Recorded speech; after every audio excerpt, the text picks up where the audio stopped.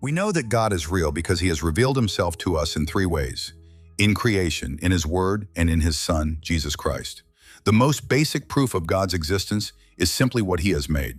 For since the creation of the world, God's invisible qualities, his eternal power and divine nature, have been clearly seen, being understood from what has been made, so that men are without excuse. Romans 1:20. The heavens declare the glory of God. The skies proclaim the work of his hands. Psalm 19:1.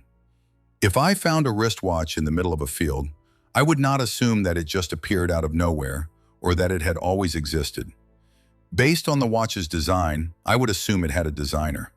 But there is far greater design and precision in the world around us. Our measurement of time is not based on wristwatches, but on God's handiwork, the regular rotation of the earth, and the radioactive properties of the cesium-133 atom. The universe displays great design, and this argues for a great designer. If I found an encoded message, I would seek out a cryptographer to help break the code. My assumption would be that there is an intelligent sender of the message, someone who created the code. How complex is the DNA code that we carry in every cell of our bodies? Does not the complexity and purpose of DNA argue for an intelligent writer of the code? Not only has God made an intricate and finely tuned physical world, he has also instilled a sense of eternity in the heart of every person. Ecclesiastes 3:11.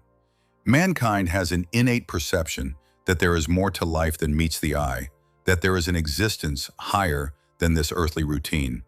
Our sense of eternity manifests itself in at least two ways: lawmaking and worship. Every civilization throughout history has valued certain moral laws, which are surprisingly similar from culture to culture. For example, the ideal of love is universally esteemed, while the act of lying is universally condemned. This common morality, this global understanding of right and wrong, points to a supreme moral being who gave us such scruples. In the same way, people all over the world, regardless of culture, have always cultivated a system of worship. The object of worship may vary, but the sense of a higher power is an undeniable part of being human. Our propensity to worship accords with the fact that God created us in his own image. Genesis 1:27. God has also revealed himself to us through his word, the Bible. Throughout Scripture, the existence of God is treated as a self-evident fact. Genesis 1:1, Exodus 3:14. When Benjamin Franklin wrote his autobiography, he did not waste time trying to prove his own existence. Likewise, God does not spend much time proving his existence in his book.